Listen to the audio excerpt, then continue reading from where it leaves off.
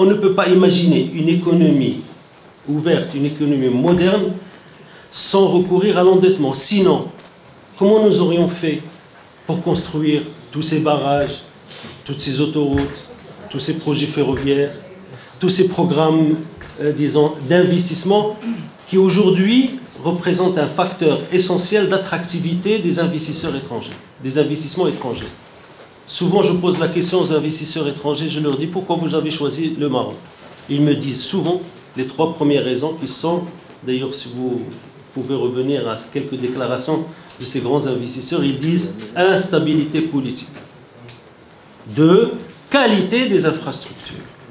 Jamais on n'aurait pensé que l'usine de Renault ou les grands investissements aujourd'hui dans notre pays auraient été réalisés sans cet investissement massif dans les infrastructures. وهذا راه ما كيتصدق علينا حد. كنمشيو نتسلفوا باش نستثمروا في التجهيزات والبنية التحتية.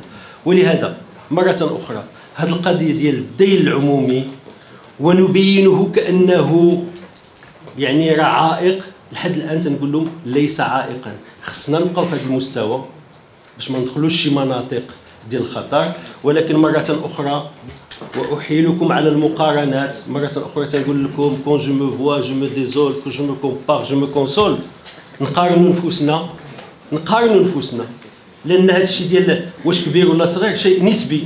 خصك تقارنوا مع ما نحن فيه مع ما الآخرين هم فيه باش نعرفوا واش بصح راه هناك بلدان نسبة الدين وصلت لأكثر من 100% من الناتج الداخلي الخام. على كل حال ما بغيتش نذكر الاسامي ديال البلدان حتى لا تحرجوني. لا ما بغيناش نقولوا دابا يعني. ولهذا الله يخليكم هذه القضيه ديال الدين ما دام الضمان هو الله، ولكن الضمانه هي ما وضعناه في القانون التنظيمي للماليه ان الدين كيمشي للاستثمار. وهنا كنجاوب الاخ ولا الاخت اللي هضرات على يعني الدين الخارجي بالنسبه للسنه. تعرفون جيدا ان وزير الاقتصاد والحكومه ما يمكن لا تستدر من الخارج الا باذن من البرلمان. هذا الاذن بالنسبه للدين الخارجي في حدود 24 مليار درهم بالنسبه لسنه 2017. يعني راه الامور ما نبقاوش يعني ما دام الدين كيمشي لتمويل الاستثمار لا خوف عليهم ولا هم يحزنون، لان الا كان ذاك الاستثمار منتج غينتج باش غيسدد ذاك الدين.